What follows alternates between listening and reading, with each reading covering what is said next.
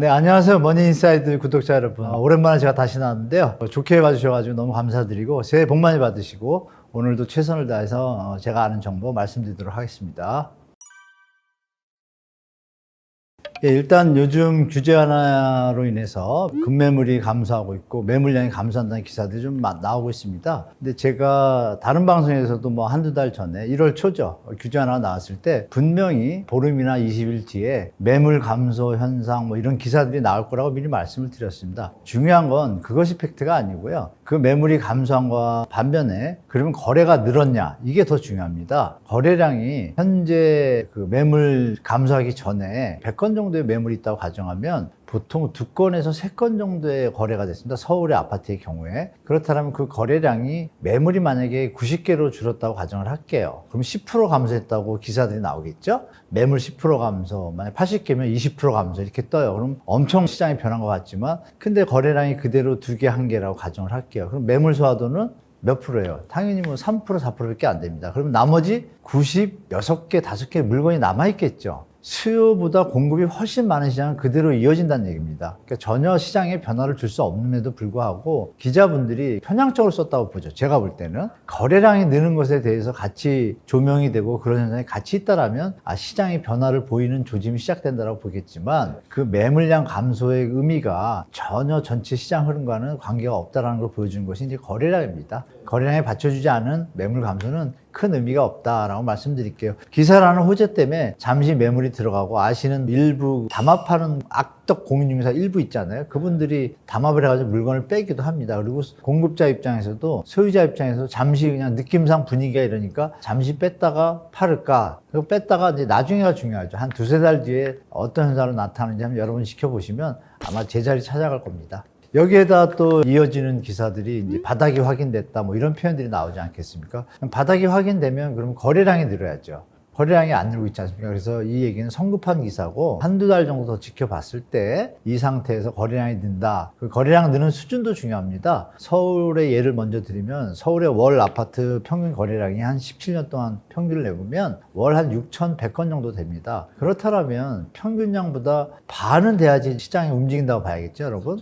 3,000건은 넘어야 시장에 조금 이제 반응이 있다라고 그때 기사가 나야 정상적이겠죠. 중요한 건 뭐냐면 그 거래량조차도 하락 거래가 더 많다라면 어떻게 되겠어요? 이것도 또 한 요소인데 기사가 한 면만 부각을 하면 우리 소비자나 시청자분들이 혼동될 수 있어요. 그래서 기사분들이 양심적으로 모든 면을 같이 비춰준다라면 균형감이 갇힌 공정하고 좀 투명한 정보를 접해야 시장의 내용을 정확하게 알 수 있겠죠. 그래서 기사에 대해서 너무 일희일비할 필요는 없다라고 말씀드리겠습니다. 주담대가 금리가 떨어졌다고 하는데 떨어진 수준이 과연 실수요자들이 부담할 수 있는 수준인가? 0.25 떨어져서 그게 어떤 의미가 있겠습니까? 2%였던 것이 지금 6%대인데 그것이 5.5% 든다고 어떤 의미가 있겠어요? 의미 없습니다. 게다가 여러분들이 아시는 물가와 뭐 가스비, 난방비, 소비 지출이 늘어났잖아요. 본의 아니게 필수적인 부분이. 그러면 당연히 소득의 어떤 가처분이 줄다 보니까 결과는 똑같은 상황이 된 거죠. 물가가 안정되고 금리도 내리고 또 여러 가지가 이어질 때 주택담보대출 금리가 조금 내렸을 때 반응이 있겠지만 지금은 전혀 반응을 보일 수 없는 주택담보대출 금리 수준이기 때문에 그리고 미국이 금리 인하가 아직 안 끝났습니다. 안 끝났기 때문에 현재 수준으로 이어진다면 주택시장은 좀 당분간 장기화 하방성을 보일 거로 좀 예측하고 있습니다.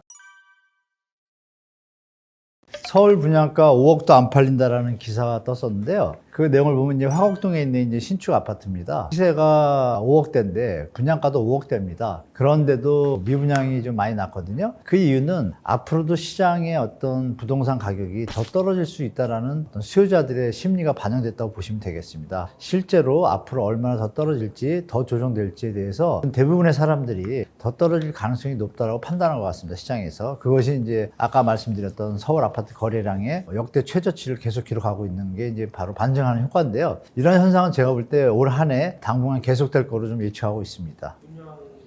많이 나올 거예요. 많이 나올 겁니다. 분양가 안 낮추면 빡빡 나올 거예요. 정부에서 2개를 딱 던지면 반등 효과가 나거든요. 많이 들었겠지만 양도세 감면 제도를 미분양분에 대해서 매입하는 제도하고 임대사업자들의 매입 조건을 또 대출 확대와 이런 거 두 개 나오면 시장을 바뀌어요. 근데 이제 바뀌면은 총선에 또 문제가 되잖아요. 이런 부분 때문에 정부가 고민을 하고 있다고 봐요. 그래서 총선 끝나고 나면 그 대책은 나올 것 같아요. 최근에 분양권에 대해서도 양도세 일시적 2주택 비과세 조건을 처분 조건을 3년을 했습니다. 이게 뭐냐면 내가 집을 가지고 있는데 어느 집을 사게 됐다. 그러면 이거를 3년 안에 원래 살고 있던 집을 팔면 세금을 하나도 안 냅니다. 양도세 비과세. 1주택자로 취급을 해서. 이게 사실은 잘못된 정책인데요. 집을 갖다 3년 동안 팔 기간을 준다는 게 말이 안 되지 않습니까? 그래서 이게 일시적 2주택자들의 투기 기법으로 활용되는 면이 많이 있어서 문재인 정부에서 이걸 2년으로 줄였습니다. 그래서 투기 요소가 좀 많이 사라졌는데 이번 정부에서 이걸 이번에 다시 살린 거예요. 근데 그것은 또 예전에는 일반 주택, 지어진 기존 주택인데 여기다 분양권까지 가세를 했어요. 그래서 쉽게 말씀드리면 그거죠. 분양권을 사고 나서 3년 입주할 때쯤에 다른 집을 산다. 다른 집을 샀을 때 이 분양권을 가진 집을 3년 안에 팔면 되니까 3년마다 투자할 수 있는 일이 벌어지겠죠. 이게 아주 안 좋은 정책인데 투자자 입장에서 좋은 정책입니다. 투자자 입장에서. 그래서 이 부분이 전에도 제가 말씀 올렸지만 전세대출 확대 개혁운동하고 이 부분에 대해서 반대운동을 저뿐만이 아니라 모든 우리 국민들이 알고 계시면 정부가 일부 기득권 투기를 조장하는 이런 정책에 대해서는 좀 반대 여론이 나와야 정부에서 집값 왜곡 현상을 일으키는 정책 행위를 좀 막을 수 있을 거라고 좀 보고 있습니다.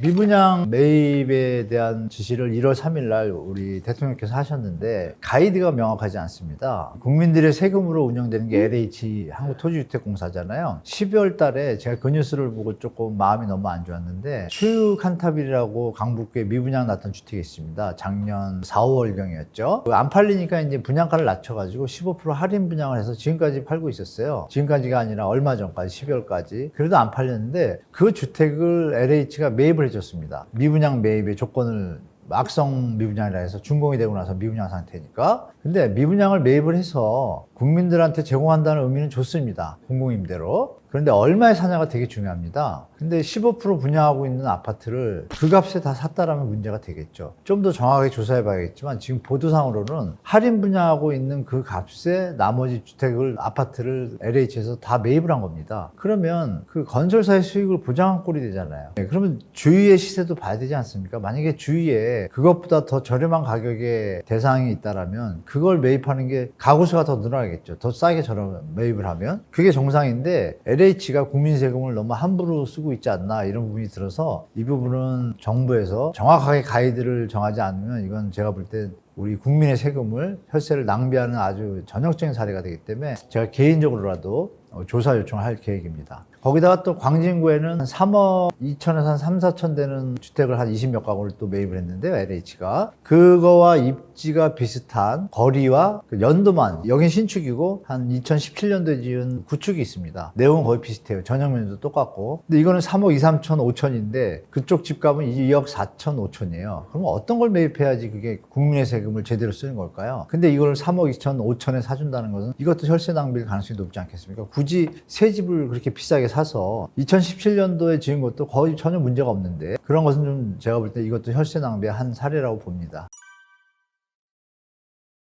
제가 머니인사이드에서 나와서 작년에 말씀드린 대로 시장이 흘러가고 있어서 저를 뭐 많이 응원해 주고 계신데요. 현재 시장은 약간 변수가 이제 등장을 했습니다. 아시는 바와 같이 정부가 건설사와 다주택자를 위한 게 아니냐는 비판 속에서도 어마어마한 전방위적 규제를 다 풀었죠. 9월 20일 날도 규제 지역 다 풀고 11월 10일 날도 또 풀고 또 12월 21일 날도 또 풀고 계속 풀고 1월 3일 날 올해 초부터 새해 벽두부터 뭐 어마어마한 대책을 다 풀었습니다. 쉽게 말하면 세금, 대출, 전매 제한 완화 다 풀었습니다. 다 풀었는데 아직까지 시장이 안 살아나고 있죠. 그 이유는 현재 주택 가격이 그전에도 말씀드렸지만 대부분의 소비자들이 다가서기에 부담스러운 가격입니다. 아직도 많이 내려온 지역은 그나마 조금 좀 다가설 수 있는 가능성이 좀 높아졌지만 대부분의 지역들이 아직 많이 조정이 정확하게 안 됐습니다. 그래서 그것이 이제 진행 중인데 올 한 해 그 진행이 이어질 수 있는 상황 속에서 정부의 입장도 뭐 충분히 이해합니다. 경제 위기로 확산될까 봐라는 어떤 명분을 두었는데 그 명분이 과연 정확한 것인지 타당성이 있는지는 우리가 지켜봐야겠지만 이런 예를 말씀드리면 이해하실 겁니다. PF 대출에 대해서 부실 현장에 대한 대비를 위해서 정부에서 돈을 많이 풀고 적극적인 건설사 지원책을 썼는데요. 2008년 글로벌 금융위기 때 종합건설사가 117개가 부도가 나고 한 248개가 전문건설업체가 부도가 나고 나서 한 1년 정도 그런 일이 벌어졌습니다. 그러고 나서 정부에서 미분양 매입 대책을 써서 유동성을 이제 도와주기 시작합니다. 건설사들을. 그 얘기가 이제 PF를 대출한 증권사나 제2금융기관의 어떤 유동성에 도움이 되겠죠. 근데 그 매입할 때 조건이 있습니다. 조건이 50에서 70% 분양가에 이 선에서 매입을 했습니다. 그래서 그거를 한 형태는 이제 환매 조건부 매입. 그러니까 나중에 정상화가 됐을 때 이걸 다시 사가라는 조건, 조금 더 비싸게 유동성을 확보해 주는 거죠. 마저 지을 수 있게. 그런 조건하고 아니면 통으로 매입할 때 뭐 50%나 60%에 매입을 해가지고 그거를 이제 공공임대주택으로 돌리는 아주 좋은 정책을 썼습니다. 우량 현장과 부실 현장 다 구분하고. 근데 이번 정부는 이제 그런 부분은 없죠. 그러니까 형태 자체가 약간 투명성은 없어서 무주택자나 실수요자들한테 비판을 많이 받고 있습니다. 그러나 한쪽 면 이해해 줄 것은 경제 위기로 확산되거나 금융 위기로 확산되는 걸 막기 위한 정부의 타당성은 있습니다. 명분은 있는데 정당성과 수단이 정확한지에 대해서는 우리가 검토를 해봐야겠죠. 사례를 말씀드렸던 것처럼 비싸게 산다든지 분양가에 산다든지 이거는 말도 안 되는 소리죠. 분양가로 산다는 거는 건설사의 이익을 보존한다는 얘기고 만약에 할인 분양가로 산다는 것도 건설사는 이익을 남는 선에서 팔려고 그러겠죠. 원가라고 얘기하지만 이런 부분들에 대한 규제나 검토는 필요한데 이번 시장의 변화는 이랬음에도 불구하고 결과적으로 아직도 시장이 못 살아나고 있고 다만 매물 감소라는 현상이 나타나고 있는데 그 매물 감소의 폭도 시장에 영향을 미칠 수준은 전혀 못 됩니다. 다만 이제 추가적으로 만약에 규제 하나가 나온다. 이럴 때는 시장 변수가 나올 것이고 미국의 금리 피벗, 금리 인하 시점이 이제 나올 텐데요. 제가 볼 때는 아마 5월 정도에 이제 금리 동결 분위기로 갈 것 같아요. 제 예측으로. 동결하고 나서 시장 상황을 보면서 이제 베이비 스텝을 갈 텐데 가더라도 그러면 0.25 두 번이면은 8번 회의 중에 한 두세 번 뺀다 그러면은 지금 4.5에서 그러면 3.75 정도 되거든요. 4%나? 그럼 거기서 대출 금리가 지금 이 상황에서 우리가 1% 낮춰진다고 갑자기 뭐가 나아질까요?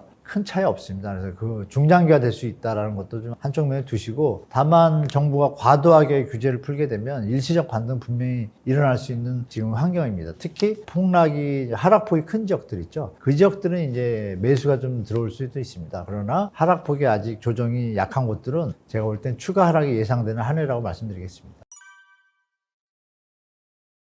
정부에서 살릴 수 있는 마지막 카드는 있습니다. 물론 국민들이 비판에 직면하겠지만 양도세 일시적 감면이라는 한시적 감면이라는 제도가 있습니다. 너무 미분양이 심해서 경제 위기로 가겠다는 분위기가 조성이 되면 자산가들이 그걸 매입을 하게 되면 미분양이 해소가 되고 건설사 유동성이 확보가 되니까 경제 위기를 좀 막아줄 수 있겠죠. 그런 부분에서 자산가들이 투자를 하는 개념인데 그 투자했을 때 수익을 담보해 줘야 되니까 그 부분에 대해서 이제 세제 혜택을 줍니다. 양도세를 안 받는다는 얘기죠. 그러면 이제 주택가격이 많이 내려간 상태에서 그 조건을 던지면 자산가들은 그걸 매입을 할 수 있겠죠. 그러니까 일부 뭐 실수요자들이 매입하는 조건은 아니고 근데 이거를 일부 실수요자까지 풀어주게 되면 어떻게 될까? 이왕 사는 길에 많이 내려왔으니까 그럼 양도세도 안 받으니까 투자의 개념까지 등장하죠. 실수요자에. 그 제도가 나오면 이제 시장이 어느 정도는 좀 하향을 멈추고 반등할 수 있는 소진이 있습니다. 다만 이것이 말은 이제 연착륙을 맞는 제도지만 정상적인 시장에서는 이거는 폭발적인 투기 요소거든요. 그렇기 때문에 이 부분이 어느 시점에 나올지 우리 시청자분들은 유심히 좀 지켜보시는 게 좋을 것 같습니다. 서울의 어떤 상황에 이제 올 한 해 좀 하락이 계속될 거라는 걸 좀 말씀 더 드리고 싶은데요. 서울의 강남에 입주 물량이 어마어마합니다. 강남이 지금 역전세가 심각하거든요. 뭐 반포자이나 서초동, 우리 아이콘이라고 하는 최고의 가격을 자랑하는 서초동 반포 다 지금 전세 가격이 40에서 반토막 수준 됐습니다. 그리고 개포 자이 프레지던스가 2월 달에 입주인데요. 거기가 작년 말에 한 3,000세대 가까이 되는데 작년 말에 전세 가격이 한 13억 초반이었습니다. 근데 1월 중순 요맘에 지금 6억대로 내려왔습니다. 반토막이 났습니다. 새 아파트임에도 불구하고. 그러면 새 아파트가 6억이면 기존 아파트는 어떻게 될까요? 더 내려가겠죠. 근데 기존 아파트들도 전세 가격이 다 10억 넘었거든요. 그러면 갭이 발생하죠. 역갭이. 그걸 못 묶게 되면 주택 가격이 어떻게 될까요? 팔아야 되겠죠. 팔아서 갚아야 되겠죠. 돈이 대출이 안 되는 분들은. 그런 현상이 이제 이어질 겁니다. 그래서 강남 4구에 12,000세대가 입주를 합니다. 어마어마한 물량이죠. 이거는 이제 대단지입니다. 개포 자이 프레지던스, 원밸리 이런 것들이 입주하는 게 물량이 어마어마합니다. 워낙 많고, 게다가 이제 뭐 100세대, 200세대까지 소규모, 도시형, 뭐 아파트형 이런 소규모 주택까지 합하면은 강남 4구에만 제가 알기로 2448가구가 입주해요. 어마어마한 물량입니다. 서울이 25개구인데 4개구가 그렇게 되면 거기가 어떻게 되겠습니까? 지금도 역전세인데 물량이 더 나오게 되면 당연히 하방 압력이 강하겠죠. 그래서 제가 볼 때 올 한 해 서울의 어떤 강남 4구의 하방 압력 더 심화될 거라고 보시고, 또 그런 지역이 많이 있습니다. 인천도 입주 물량이 올해도 45,000여가가 넘기 때문에 이 부분도 아마 인천시장은 올 한 해도 쭉 하락폭이 좀 진행될 것이고, 그런 지역이 많이 있습니다. 화성, 동탄, 또 평택도 조금 이번에 많이 들어오고 한 7,000세대, 충남 지역도 한 10,000세대 이상 들어와서 그런 물량이 있고, 부산도 또 입주 물량이 또 꽤 됩니다. 그래서 이런 지역들은 좀 조심하시라고 좀 말씀드리겠습니다. 그리고 말씀 주신 반토막 정도가 된 아파트에 대해서 여러분들이 살까 말까 고민하시는 분들이 많으실 텐데요. 이렇게 판단하시면 됩니다. 그 반토막이 그 지역마다 틀립니다. 예를 들면 신규 분양 지역이 있고 GTX 호재가 있어서 분양가가 뭐 5억이었는데 우리가 알기로는 어느 지역들은 3배 정도 뛰었잖아요. 그러면 15억이 됐겠죠, 집값이. 15억이 됐는데 반토막이면 7억 5천이잖아요. 근데 5억이 분양가니까 6억, 7억이 될 수도 있겠죠. 그렇다면 조금 더 내려올 수 있는 여지는 조금 아직 남아있다. 그럼에도 불구하고 나는 뭐 꼭 바닥을 확인하고 사는 것보다는 어느 정도 됐다고 판단되면 자기의 자산 규모나 대출을 받았을 때 부담이 안 되는 선, 대출의 소득 상한 부담이 소득이 한 30% 이 정도인데 그 반토막이다. 그러면 그건 들어가셔도, 만약에 내려가도 하락폭이 어느 정도 더 깊어지는 폭이 좀 작으니까 나중에 중장기적으로 보면 부동산은 결국은 회복을 하는데 그 시간 동안에 대한 기다림에 대해서 충분히 보상이 될 거라고 보고, 가족의 평화, 뭐 개인의 어떤 편익병을 생각한다면 반토막 난 곳들은 좀 관심을 가지시고 매입에 들어가는 작전도 좀 필요한 시점이라고 말씀드리겠습니다. 우리가 구분할 게 이제 그러니까 하락폭이 큰 지역, 반토막 난 지역과 20-30%밖에 안 내린 지역 크게 구분을 하시고요. 일단 반토막 난 지역들은 추가적으로 하락할 가능성이 다 있습니다. 조금씩 5에서 10% 정도, 한 60%, 깊으면 뭐 70% 정도. 입주 물량이 많으면 그런 일이 벌어지겠죠. 분양가에 가깝고 심하면 마이너스 P도 나올 수 있습니다. 거기까지 기다리는 게 힘드신 분들은 말씀드린 대로 그냥 매입 들어가시면 되고, 나는 자산이 많이 없기 때문에 충분히 빠진다면 기다리겠다 하면, 제가 볼 때는 우리 시청자분들이 사시는 지역에 입주 물량이 많다, 앞으로 살 지역에, 그러면 그건 충분히 기다려볼만 합니다. 왜 올라가더라도 이게 급등할 일은 없거든요. 지금 시장 상황이 바닥 확인하고 따라가셔도 크게 늦지 않다, 달리는 말에 탈 수 있다고 말씀드리고, 그러나 이제 20-30%밖에 조정이 안 된 지역들이 있지 않습니까? 이 지역은 다시 올라가기 힘듭니다. 예전에 나와서도 말씀드렸지만 주택가격 수준이 부담할 수 있는 수준을 넘어섰습니다. 투자나 투기하는 사람들 외에는 다가서기 힘든 가격입니다. 근데 투자나 투기한 분도 이번에 이 하향장에서 지금 어려운 분들이 많기 때문에 그 세력이 한 반 정도로 줄었다고 봐야겠죠. 쉽게 말하면 자산가들, 월세 놓고 진짜 여유 있는 분들 외에는 시장이 내려갔다고 해서 진입할 수 있는 분들이 거의 예전 같지 않습니다. 그러니까 진입 세력이 약해지니까 당연히 상승의 폭도 약하겠죠. 반등이나 지지하는 게. 그런 걸 감안할 때는 제가 볼 때는 더 내려갈 가능성이 더 높습니다. 높기 때문에 강남 4구 같은 경우는 10에서 20%밖에 안 빠졌는데 송파 빼고요. 거기는 당연히 10에서 20%더 하락할 소지가 더 많겠죠. 충분히 기다린다면 들어가셔도 되고, 마영성도 마찬가지라고 봅니다. 그러니까 예전에 좀 고가 취급받던 지역들은 제가 볼 땐 충분히 기다린다면 시장에 들어가셔도 큰 문제 없다고 봅니다.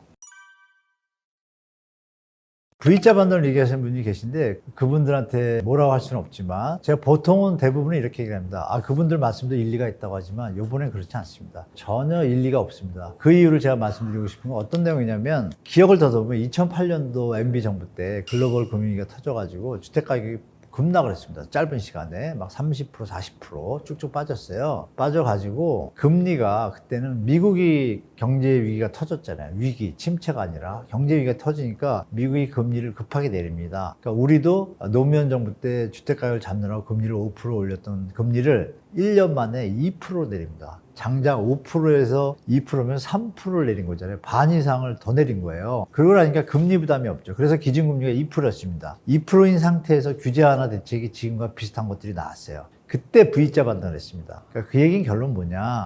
금리가 저금리니까 충분히 부담할 수 있는 수준이 된 거죠. 자, 그러면 지금은 여러분들 제가 말씀 안 드려도 아시잖아요. 금리가 고금리잖아요. 그러면 금리가 2배를 넘어서는 수준이라는 얘기는 집값에 느끼는 부담이 2배 반 이상 비싼 거예요. 이게 어떻게 다시 치고 올라갈 수 있어요? 상식적으로 안 맞잖아요. 그래서 결론은 미국이 금리 인하를 해도 베이비로 인하하기 때문에 물가가 잡히는 게 완벽하게 확인되기 전까지는 스텝으로 하기 때문에 1년 정도는 암만 해도 3.75 이상 못 내려갑니다. 아니면 4.5, 심하면 물가가 안 잡히면 5.25까지 갈 수 있잖아요. 이런 변동성이 심한 시장에서 V자 반등을 기대하는 것은 그건 사실 국민학생이 자기가 공부도 안 하고 1등 되길 바라는 그런 마음이 아닐까. 뭐 희망적인 어떤 뭐 바람인데 현실적으로는 어려운 상황이라고 말씀드리겠습니다. V자 반등의 어떤 모습을 일시적으로 보일 수는 있습니다. 그러나 그 반등이 상승으로 넘어서서 추세 상승을 갈 수는 없겠죠. 여러분들이 보시기에도. 당연히 반등을 해봤자 일시적 반등에 그치고 그 다음 어떤가요? 보통 더블 딥 많이 들어보셨잖아요. 부동산이든 주식이든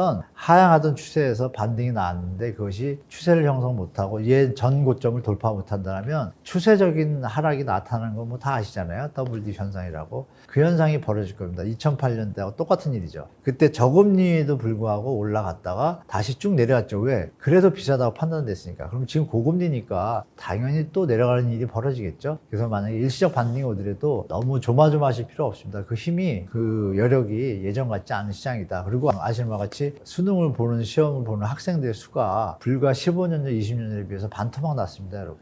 2000년대는 80만 명, 70만 명이 봤는데 지금 40만 명이에요. 그 10년 뒤, 20년 뒤 이렇게 잘라서 보셔도 밑에 대체 수요가 없으면 시장이 유지가 안 되지 않습니까? 그것까지 중장기적으로 보신다라면 지금 다주택자들은 아마 그거 다 계산하고 계실 거예요. 어느 시점이 주택을 매도하기 좋은 시점인지 이런 것들을 종합적으로 보신다라면 V자 반등은 투자자 입장에서 바라는 시장의 모습이지 대부분의 사람들이 보는 모습은 아니라고 말씀드리겠습니다. 지금 내려온 지 얼마나 됐다고 자꾸 상승을 얘기하시는지 모르겠는데요. 부동산의 심리는 한번 잡히면 보통 진짜 최소 1년, 아까 같이 MB정부 때처럼 금리가 갑자기 반토막으로 저금리가 된다든지, 우리가 코로나 때도 갑자기 저금리가 돼가지고 부동산 올랐잖아요. 쉽게 말하면 그 얘기는 뭐예요? 경제 위기가 터지지 않는 한은 반등하기 쉽지 않습니다. 그럼에도 불구하고 고금리가 유지되니까 여러분들이 주의하실 건 뭐냐면, 금리를 인하한다는 얘기는 물가를 잡기 위해서 금리를 올렸는데 너무 버블이 생겼으니까 금리를 내린다는 얘기는 뭘까요? 경제에 위험적인 신호가 있고 불안하니까 내려주는 겁니다. 경제가 나아져서 내리는 게 아니라 위기가 오면 또 내릴 수 있겠죠. 그 얘기는 뭐예요? 경제 침체가 온다는 거예요. 코로나 스타일의 경제 침체가 아닌 거죠. 동시다발적으로 제조, 소비 모든 것이 가라앉는 시장이 오거든요. 그때는 주택 가격이 올라간 적이 없습니다. 경제 침체라는 것에 대해서 너무 쉽게 생각하시면 안 됩니다. 경제 침체가 벌어지면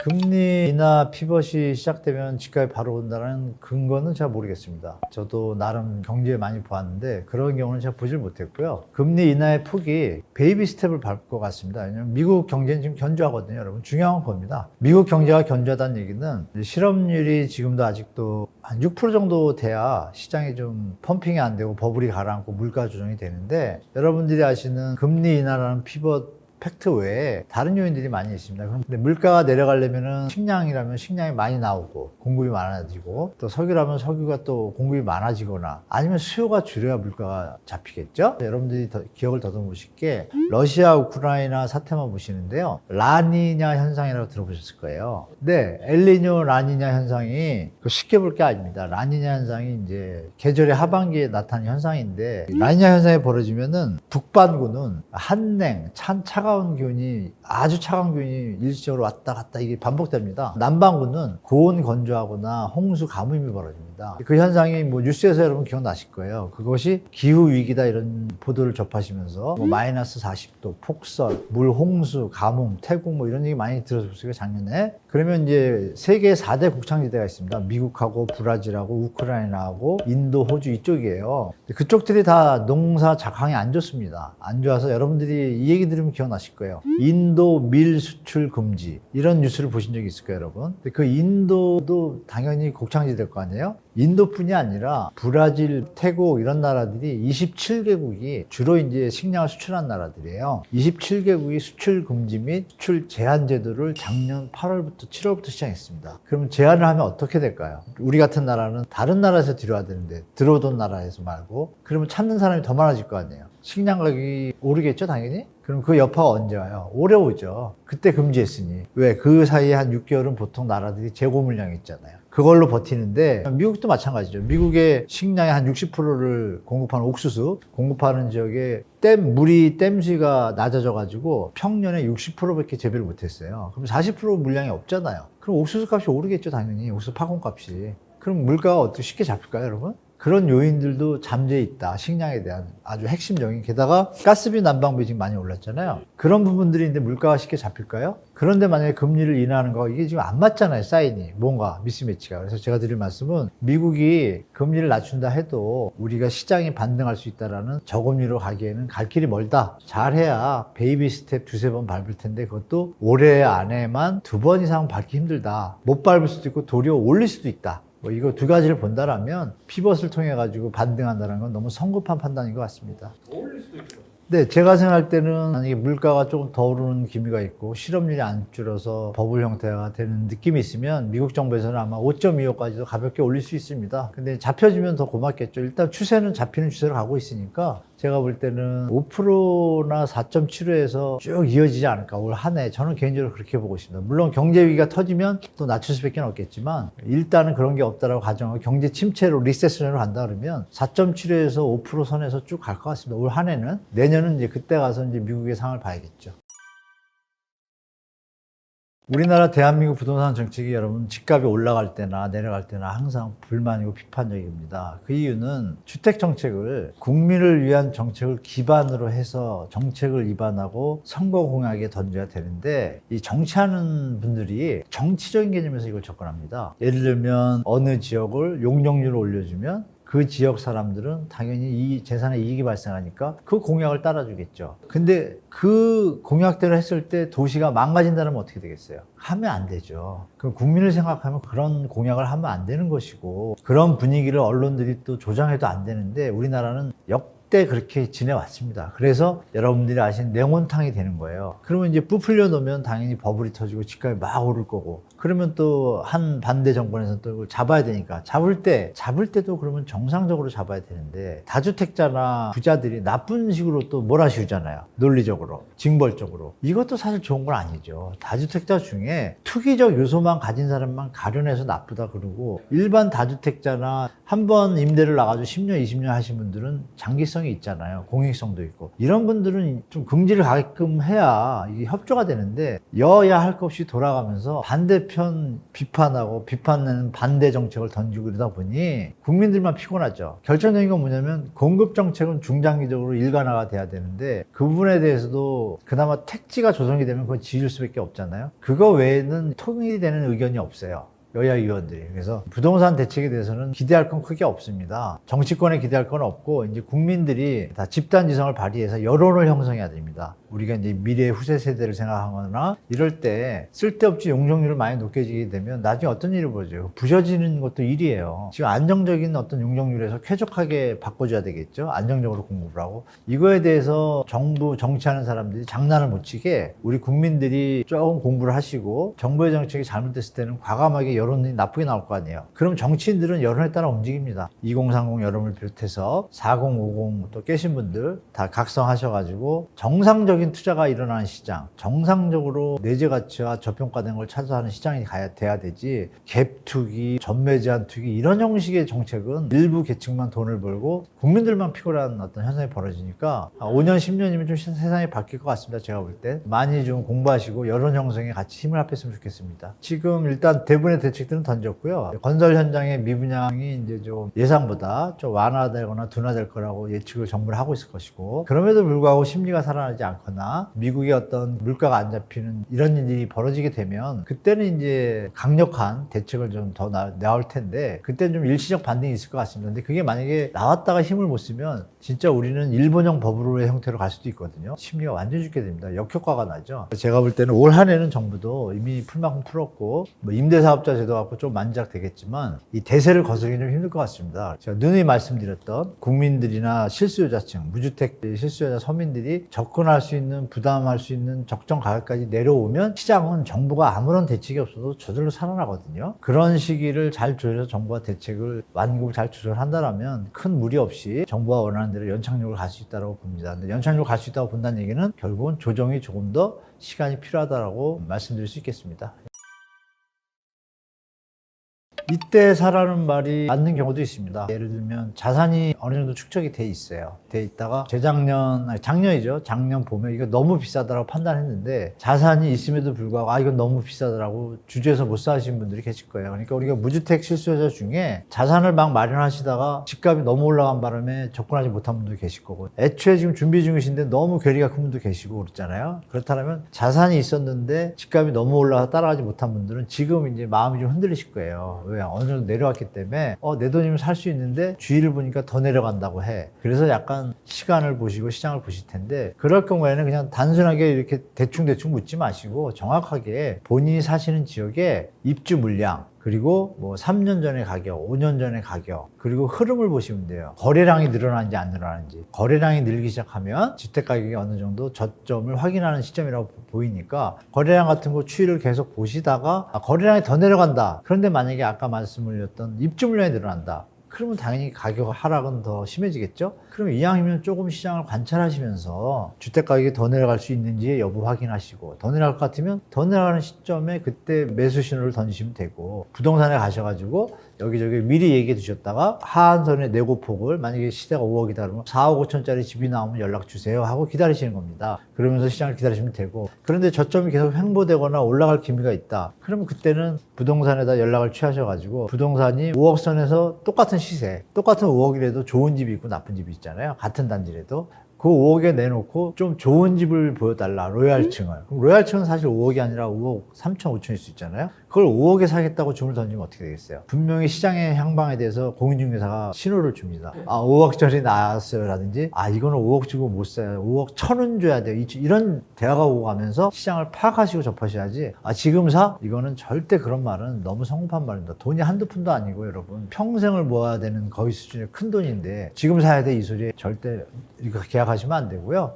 음식점을 하나 갈래도 예약하고 뭐하고 막 그런 것처럼 큰 돈이면 상식적으로 생각하셔도 조금 시간을 들이셔야죠. 하루 정도, 이틀 정도 심혈을 기울이시면 제가 볼 때는 이게 적정 매수 시점을 찾으시는데 큰 도움이 되실 겁니다.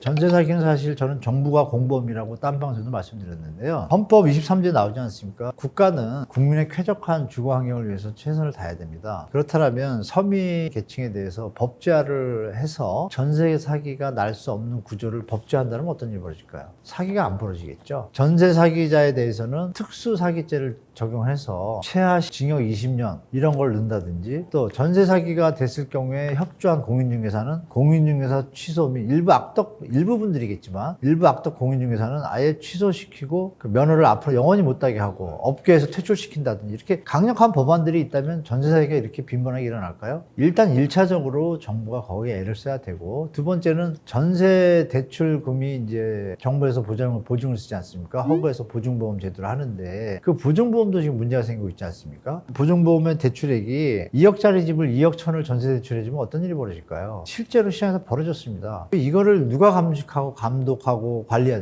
됩니까? 금융기관하고 금융위원회하고 금융감독은 정부가 관리를 해야죠. 그걸 안 했습니다. 그래서 제가 정부가 공범이라고 말씀드린 거예요. 이제 공무원이 더 이상 이런 식에 대해서 반감만 하고 있어서는 안 된다고 생각합니다. 젊은이들이 너무 피해를 많이 보고 있고 제가 봐도 그 덕분에 이제 집값이 오르고 이런 피해들이 겹쳐지면서 결혼도 또 덜하게 되고 출산율도 저조고 국가 미래에 안 좋은 일들로 연결지는 어떤 원흉이라고도 저는 생각해요. 심각하게 보면. 그리고 이제 전세 사기에 대해서 문제가 터질 경우에 공인중개사 페널티를 법제화를 더 강력하게 아까도 말씀드렸지만 미리 그 공인중개사 설명을 할 때 현재 시세 가격, 주위의 가격 다 기입하게 하고 만약에 경매가 됐을 때 보증금을 찾을 수 있을지 없을지 여부까지 체크를 하는 거예요. 공인중개사 뭔가요? 공인된 사람이 이 물건이 하자가 없다라고 판단할 때 하는 것이잖아요. 근데 하자가 생기는데 공인중개사 빠져요, 지금은 법이. 이런 부분에 대해서 명료하게 페널티를 매긴다라면 제가 볼 땐 전세 사기율은 지금의 100분의 1로 줄 것입니다. 그렇게 말씀드리겠습니다. 근데 전세 들어가실 때 그것만 체크하시면 됩니다.